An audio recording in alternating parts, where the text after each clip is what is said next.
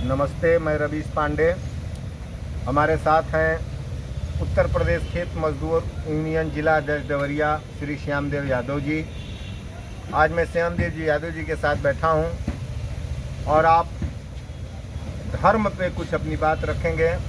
स्वधर्म, अपने धर्म पे, धर्म की विशेषता, धर्म का विश्लेषण करेंगे माननीय श्यामदेव यादव जी, जो उत्तर प्रदेश खेत मजदूर यूनियन के जिला अध्यक्ष हैं देवरिया के।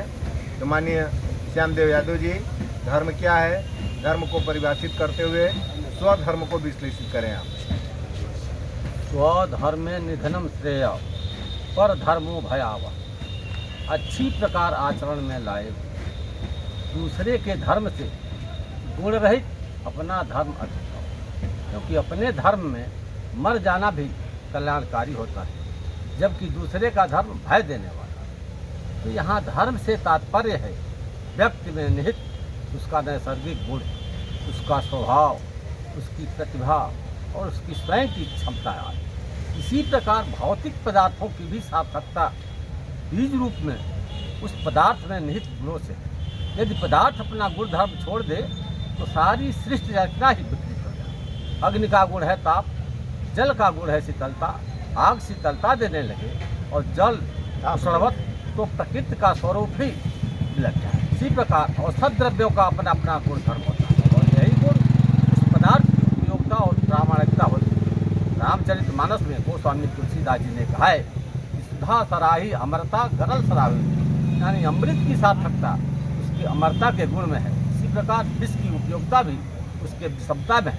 यही प्रकृति का नियम है और उसकी मनसा भी यही है कि पदार्थ हो या मनुष्य सब अपने गुणों के अंतर्गत ही को प्राप्त करें। रोग तत्व को अगर वर्तमान के संदर्भ में देखें तो सब और बिगुड़ता ही बिगुड़ता दिखाई देती है। जिसे जिस मार्ग पर चलना चाहिए वह उस मार्ग पर नहीं चल पाए। साहित्य के क्षेत्र का व्यक्ति भौतिक विज्ञान में वो भी पूर्णतः सफल नहीं रहा। स्वभाव से शिक्षक लिपिक बनकर रह गया। लोभ संयुक्त लोग शासन में स्थापित हो गए। विज्ञान का आदमी चिकित्सा के क्षेत्र में प्रवेश कर गया और शोषण का माध्यम बन गया। संगीत और कला से युक्त प्रतिभाएं उपेक्षित रहती हैं। जिन्हें रक्षा और पराक्रम में होना चाहिए वे अपराध में लिप्त है। तो कहने का आशय कि जिसे जहाँ होना चाहिए वह वहाँ नहीं है, यानी एक मनोवैज्ञानिक विद्रूपता दृष्टिगत होती है और इस प्रकार की त्रुटियाँ व्यक्ति के पूर्ण विकास को अवरुद्ध करती हैं। बालकों की शिक्षा और विकास के संदर्भ में उक्त बातें कितनी सार्थक और मूल्यवान मालूम पड़ती है। इसी मनोविज्ञान के आधार पर प्राचीन भारत में 4 वर्णों की अवधारणा स्थापित।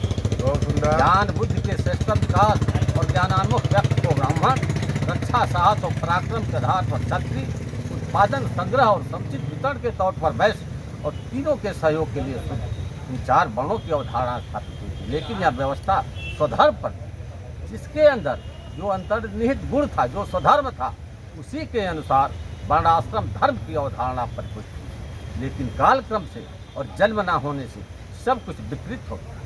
भारतीय समाज ने स्वधर्म की अवधारणा को अस्वीकृत कर दिया। इसके फलदायी मनोविज्ञान को विस्मृत कर दिया। जन्म पर आधारित गुणवत्ता को मान लिया। व्यक्ति और उसकी प्रतिभा का निरादर हुआ। गुण नहीं कुल को मान्यता प्राप्त हुई।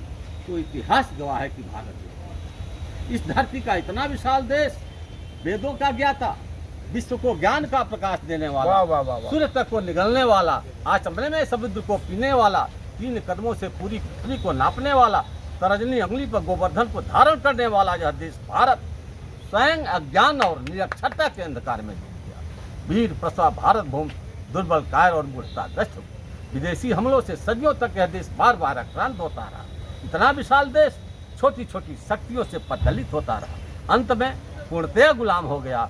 कुलधारिता श्रेष्ठता ने, जन्म पर आधारित वर्ण व्यवस्था ने इस देश को, समाज को दुर्बल कर दिया। तो धर्म की अवधारणा के विनष्ट होने के परिणाम स्वरूप इस तथ्य का आकलन होना चाहिए। भारत एक विकासोन्मुख देश है और विकास के क्रम में बहुत सी समस्याएं दरपेश हैं। आर्थिक प्रगति, वैश्विक दबावों के हमारी प्राचीन सभ्यता, इन्हीं चंद विचारों के साथ मैं समापन करते हुए मैं चाहूँगा कि भारतीय खेत मजदूर, उत्तर प्रदेश खेत मजदूर यूनियन के जिला अध्यक्ष की हैसियत से मैं श्यामदेव यादव जनता के बीच में यह संदेश जाए और जनता को किया जाए, प्रचारित किया जाए, चंदन को लाइक किया जाए।